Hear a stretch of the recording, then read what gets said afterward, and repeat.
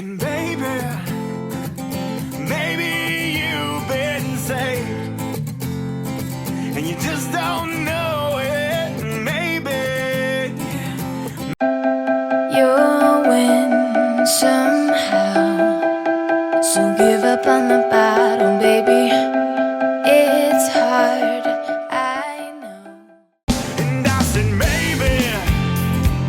maybe you won't stay. What's up, guys? Thank you for clicking on the video. Let's start out with the question. How many of you have a New Year's resolution? And if so, what is it? I'm not big on New Year's resolutions myself. I think I did a video on it back in the day, maybe in 2015, and I think it's called My First and Last New Year's Resolution, if you guys want to check that out. But nonetheless, that does not mean you should not have one. When you get old and gray like me, you get excited about the smallest things, but check this out. This is pretty cool. So, I picked up this griddle pan, and I don't know why I'm so excited about this, but I've never gotten a chance to use this. So look at this little center component I have here. And I mean, you gotta have something like this to use it. I'll slide that guy over, and then I can bake up a lot of food at one time. Anyway, I was talking to a friend the other day. We were trying to figure out where we want to go grab some food, and of course, I suggested Italian, and she was like, no, I'm trying to eat healthy. It's my New Year's resolution. And I'm like, oh, what? The least healthy thing you can do is cutting out Italian food from your life. Actually, I take that back. The second least thing you can do is cutting out Italian food from your life. The first most unhealthy thing you can do is cutting out Italian people from your life. You don't want to do that. But today, I know because I know Italian food has got this bad reputation for being high in carbs and quote unquote unhealthy for you.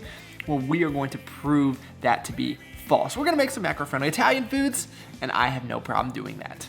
So first off, these turkey meatballs are extremely macro-friendly. They taste great and they're so easy to cook up. That's why I like these, even though they're a little bit more expensive because they are pre-made. I just cook 3 at a time, and then I'll just put the rest in the refrigerator and eat them throughout the week. And of course, I'm gonna use my new pan. Low carb tortillas. These things have 13 grams of fiber per and only 19 grams of carbs. So we're gonna use these to make a little bit of a meatball quesadilla. Bread, 8 whole grains, so obviously super health, and this was free with the free Friday coupon download from Kroger. And one thing that you will learn in life, if you ever learn anything from this channel, just know, if the price is free, it's calorie free. So can you see right there where I cut up the meatballs a little bit? I would take you over there, but I'm being too lazy and I don't want to move the camera. Okay, you guys win. We're just gonna put these on the skillet for a quick second, get them warmed up a little bit, and then we will compile a quesadilla.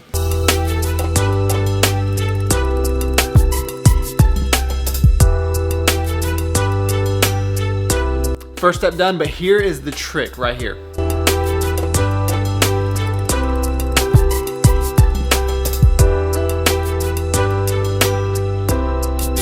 And then we're just gonna have some Italian style toast. We're just gonna use the bread, add some tomato sauce, and of course, a little bit of ricotta. One of the coolest kitchen utensils of all time.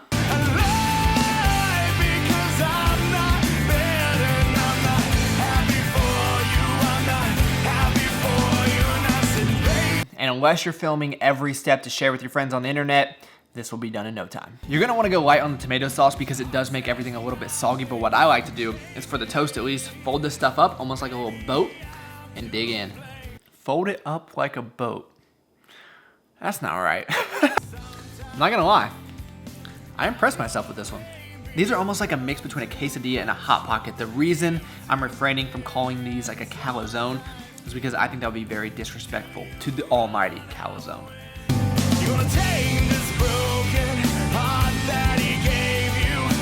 What's up, guys? So have you noticed that these full day of eating videos are just getting shorter and shorter as the weeks go on? And the reason for that is because I'm picking up more and more responsibilities at work, working later and later, so I really don't have much time at all to record anything during the week.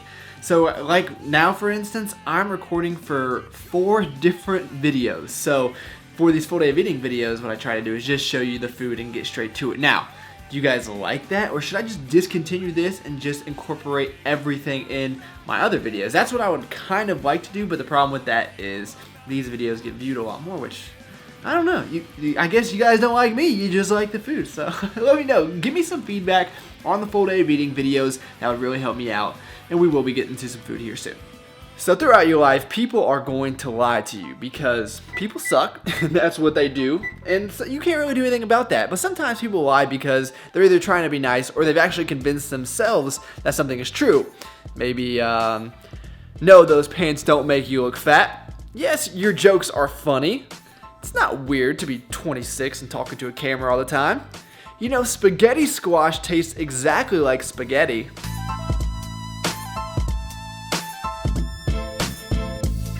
Now, I have found ways to make spaghetti squash manageable, which I will share with you guys. But when I first started hearing people talk about it, I would hear things like, oh, it's just as good as spaghetti. You'll never know the difference.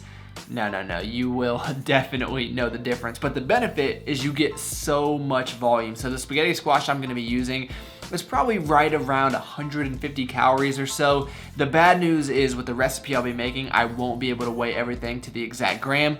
The good news is that it is not that serious. So I'm gonna let that roast up and then I'll come back down and talk to you guys.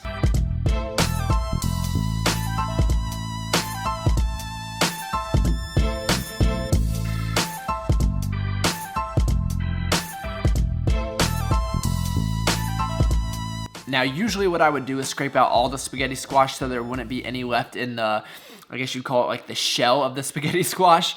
But for this recipe, you're supposed to leave a little bit in there so they hold shape when you put them back in the oven.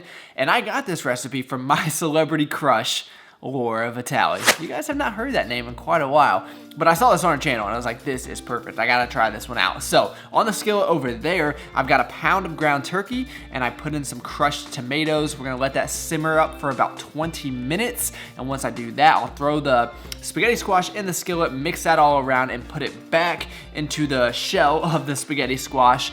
And then, you know, we gotta load that up with a few different cheeses. So I am going to add some mozzarella, of course, some ricotta. To put some dollops of ricotta all over the top because, you know, no big CD or lasagna for me is complete. I say you're my baby. And as I will also add a little bit of Parmesan. And after we do all that, then we can throw it in the oven at 400 degrees for 20 minutes. Now what's crazy, this is what's just, all of that just happened, but it hasn't happened for me yet. So they're done in your life, but in my life, they're not even made yet. I still got everything on the skillet. Man, that just goes to show you that your life is better than my life.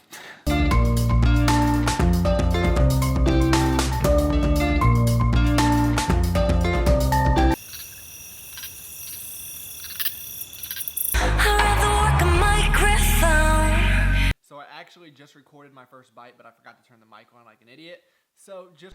So I'm having some technical difficulties over here, but that was amazing. By far, the best recipe I have ever tried using spaghetti squash. Would highly encourage you guys to try that one out, especially if you're trying to lose weight or trying to find foods that keep you full. I think that one will do you very well. Now, I think with as much food as I use, that ended up being like 1,200 calories, but keep in mind, I had a whole bowl full of the turkey and tomato that wouldn't even fit in those things I ended up eating. And I would say realistically, if you ate like a normal person, you could have one of those for, you know, around 300 calories or so. And I think that it would actually fill you up. So that was pretty impressive. I was not expecting it to turn out so well.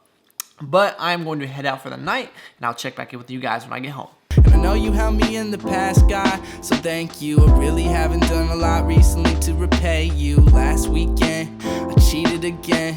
I look up in the mirror. So I was thinking about what I'm gonna have to end the night. I know we had this Italian theme going on. Looking through what food I have here. Don't really feel like cooking anything at this hour, but then I found something I thought would fit perfectly. We are going to have some Italian frosted mini wheats, and I only have one serving, so I'm actually gonna throw in some puffed wheat as well, and that is going to finish off the night. I always keep cereal in the house, one, because it's amazing, who doesn't love cereal, but also because it's perfect for days like today. I call cereal like a macro hitter, and what I mean by macro hitter is a food that's primarily just one macronutrient. Like, this is almost all carbs, and that is what I needed. I've hit my fat, I've hit my protein, I just needed carbs, so that is why I opted for cereal. And like I said, everyone loves cereal. Another one of my favorite macro hitters, rice cakes, especially chocolate rice cakes.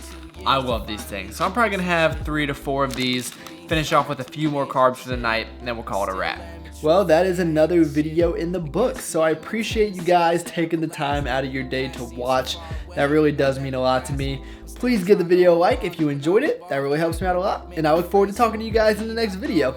Ooh, the ricotta. Means all those things when you are looking for a big. I will always love you. That makes me happy.